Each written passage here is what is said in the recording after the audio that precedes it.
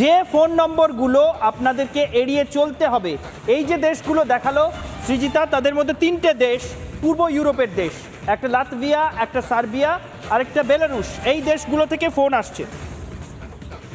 আর Tanzania, African দেশ। এই সব দেশ থেকে ফোন আসছে। এই সব দেশ থেকে যে সব নম্বর থেকে ফোন আসছে, আইএসডি নম্বর থেকে ফোন আসছে, এবং একবার সেই নাম্বারগুলো দেখে নিন। অবশ্যই সবাই সতর্ক থাকুন কোন কোন নম্বর থেকে ফোন আসছে। +375602605 এই একটা নম্বর, এখান থেকে ফোন আসছে। আর কোন নাম্বার থেকে আসছে? +37120791391 এখান থেকে আসছে। তৃতীয় নম্বর +37178565071। সবাই সতর্ক থাকুন, এই নম্বরগুলো নোট করে রাখুন। +563225537363 +37052529259 এই নম্বরগুলো সবাই নোট করে রাখুন। এই সব নম্বর থেকে ফোন এলে ধরবেন না। +2558011304060 এবং আরও একটা নাম্বার +3712087913006। এই নাম্বারগুলো সবাই নোট করে রাখুন। এই নাম্বারগুলো থেকেই কিন্তু আপনার কাছে ফোন আসবে হ্যাকারদের। 3টি পূর্ব ইউরোপীয় দেশ এবং একটি আফ্রিকান দেশ, এই নাম্বারগুলো থেকে ফোন আসবে। কলকাতা পুলিশও কিন্তু বারবার সতর্ক করে দিচ্ছে, এই নাম্বার থেকে ফোন করে আপনাকে বলা হবে যে ব্যাংকিং পরিষেবা সংক্রান্ত বেশ কিছু অফার তারা আপনাকে দিতে চান, এবং সেই অফার যদি আপনি শুনতে চান, বেশ কয়েক মিনিট যদি কথা চালিয়ে যান তাহলেই কেল্লা ফতে। কয়েক মিনিট সময় লাগবে হ্যাকারদের আপনাদের সঙ্গে কথা বলতে বলতে।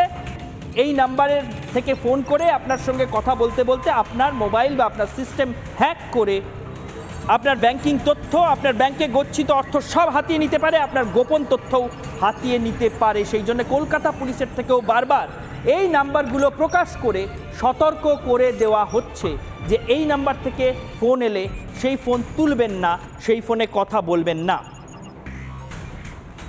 যে নাম্বারগুলো ঈশানদেব আপনাদেরকে দেখালো, কয়েকটা বিষয়ে যদি আরও বেশি করে নজরে রাখেন তাহলে বুঝতে আরও সুবিধা হবে।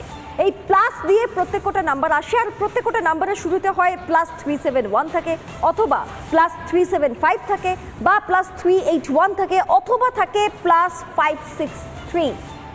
এই প্রথম 3টে করে নাম্বার যোগ চিহ্নের পর যদি আপনারা মনে রাখতে পারেন বা আপনারা যদি ছবি তুলে রাখতে পারেন তাহলে আপনাদের বুঝতে সুবিধা হবে। তবে এটা তো গেল ফোন করে মানুষকে বোকা বানানোর একটা উপায়। এই একটা উপায় তো নয়, আরও একটা উপায় আছে।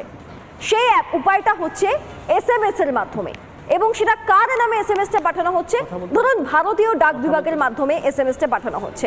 এবার স্বাভাবিকভাবে আপনি বিশ্বাস করবেন, কারণ ভারতীয় ডাক বিভাগ একটা বিশ্বস্ত জায়গা, একটা সরকারি প্রতিষ্ঠান। কাজে সেই সরকারি প্রতিষ্ঠানের থেকে যদি কোনো মেসেজ পাঠানো হয় আপনি সেটাকে বিশ্বাস করবেন, এটাই স্বাভাবিক। কিন্তু বিষয়টা হচ্ছে ভারতীয় ডাক বিভাগের থেকে আদৌ কি এরকম কোনো বার্তা পাঠানো হয়? আদৌ কি ভারতীয় ডাক বিভাগে এরকম কোনো নিয়ম আছে? সেটা একবার জেনে নিন। ভারত সরকারের তরফ থেকে কি বিবৃতি দেওয়া হচ্ছে সেটা একবার চট করে দেখে নিই আমরা। ভারত সরকারের সতর্কবার্তা, সেই সতর্কবার্তায় কি বলা হচ্ছে দেখুন একবার। ভারতীয় ডাক বিভাগ কখনো এরকম SMS পাঠায় না। কখনো আপনাকে ফোনে মেসেজ করে বলবে না আপনার কিছু এসছে, ঠিকানা বদলান। কি বলছে? কোনো ঠিকানার আপডেট করতে বলে না। SMS এর মাধ্যমে ভারতীয় ডাক বিভাগ কখনো কোনো দিন কোনো ঠিকানা আপডেট করতে বলে না, মাথায় গেঁথে নিন। এই ধরনের লিঙ্কে ক্লিক করবেন না, স্পষ্ট বার্তা ভারত সরকারের। কাজে আপনাকে যদি বলা হয় আপনার জন্য কোনো ডেলিভারি রয়েছে, আমরা বারবার যাচ্ছি আপনাকে পাচ্ছি না, ফিরে আসছি, আপনার অ্যাড্রেসটা আপডেট করুন, এই লিঙ্কে ক্লিক করুন, করবেন না। তার কারণ ভারতীয় ডাক বিভাগ এই পদ্ধতিতে কখনো কোনো ডেলিভারি পাঠায় না, এবং কখনো কোনো লিঙ্কে ক্লিক করে তার অ্যাড্রেস আপডেট করতে বলে না। এটা কখনো হয় না। কাজেই এই বার্তা একেবারে স্পষ্টভাবে দেওয়া হচ্ছে। কিন্তু এত কিছুর পরেও যেটা হয় যে মানুষ মাঝে মাঝে বুঝে উঠতে পারে না, গুলিয়ে ফেলে, ভুল বুঝে ফেলে, আর এইভাবেই মনস্তাত্ত্বিকভাবে মানুষকে বোকা বানানো হয়। সেই মনস্তাত্ত্বিকভাবে মানুষকে বোকা বানানোর ফলেই আমরা মাঝে মাঝে ভুল করে ফেলি।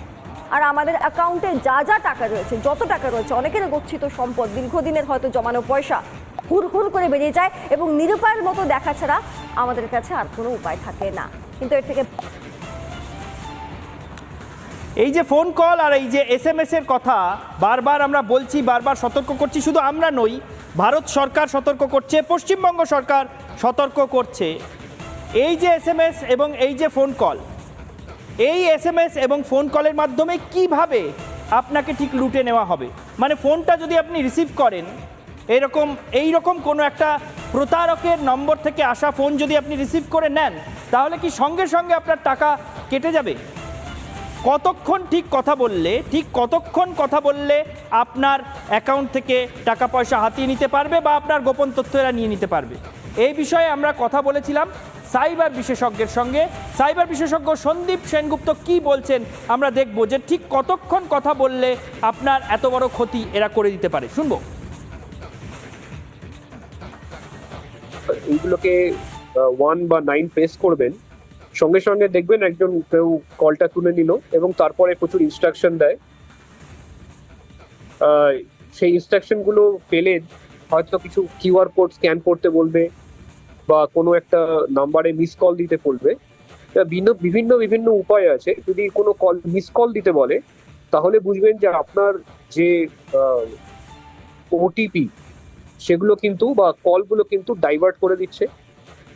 আপনার ওটিপি বা ব্যাংক থেকে যদি কল আসে, সেটা আপনার মোবাইলে না এসে অন্য মোবাইলে চলে যাবে এবং সেখান থেকে কিন্তু আর টাকাটা বার করে নিতে পারবে। যদি কিউআর কোড স্ক্যান করতে বলে, তাহলে কিন্তু সেখান থেকে টাকাটা বেরিয়ে যাওয়ার সম্ভাবনা আছে।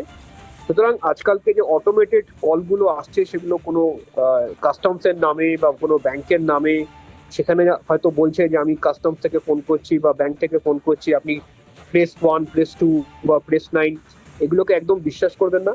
এবং তার ভিতরে যদি কোনো ইনস্ট্রাকশন থাকে যে এরপরে এইটা করুন, এরপরে এইটা করুন, সেগুলো হয়তো অটোমেটেড ভয়েস থেকেই বলা হবে, কিন্তু সেসব জিনিস করলে কিন্তু আলটিমেটলি আপনাদের ব্যাংক থেকে টাকা বেরিয়ে যাওয়ার সম্ভাবনা আছে।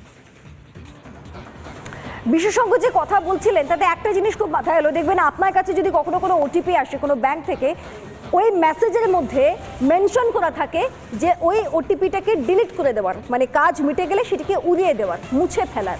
এই কারণেই বলা হয়, কারণ আপনার ওই ওয়ান টাইম পাসওয়ার্ডের মাধ্যমে যদি থেকে যায়, আপনার ফোন যদি হ্যাক হয়ে যায়, অনেক তথ্য বেরিয়ে যেতে পারে, আপনার কাছে কিছু করার থাকবে না। আচ্ছা, এটা তো গেল একটা দিক। এর পাশাপাশি আরও একটা দিক রয়েছে, যেটা আমরা শুরু থেকেই বলছি, যে ইন্ডিয়ান পোস্টের নাম করে, ডাক বিভাগের নাম করে হয়তো আপনার কাছে SMS আসছে। আচ্ছা, এবার ইন্ডিয়ান পোস্ট সম্পর্কে আপনারা সবাই অবহিত হয়ে যাচ্ছেন, কাজে এবার নতুন উপায় বার করতে হবে। অন্য কোনো সংস্থার নাম হতে পারে, অন্য কোনো বিশ্বস্ত কোম্পানির নাম হতে পারে, তাই না? সেই জায়গা থেকে আপনারা বুঝবেন কি করে যে কোনটা আসল এবং কোনটা ফেক, কোনটা আসল নয়? এ বিষয়ে বিশেষজ্ঞরা কি বলছেন, চলুন শুনি একবার। আপনাদের কাছে মাঝে মাঝে হয়তো SMS আসে যে আপনাদের কোনো পার্সেল এসছে বা কোনো কুরিয়ার, কোনো ব্যাংকের কোনো ফ্রড হয়েছে, আপনার কোনো ক্রেডিট কার্ডটা বন্ধ হয়ে যাবে। তো এই সমস্ত যে ফোনগুলো আসছে, এই ফোনগুলোতে দেখবেন উল্টো দিকে কোনো মানুষ নেই, এগুলো সমস্ত অটোমেটেড কল, মানে অর্থাৎ আমাদের জন্য প্রত্যেকটা মুহূর্তে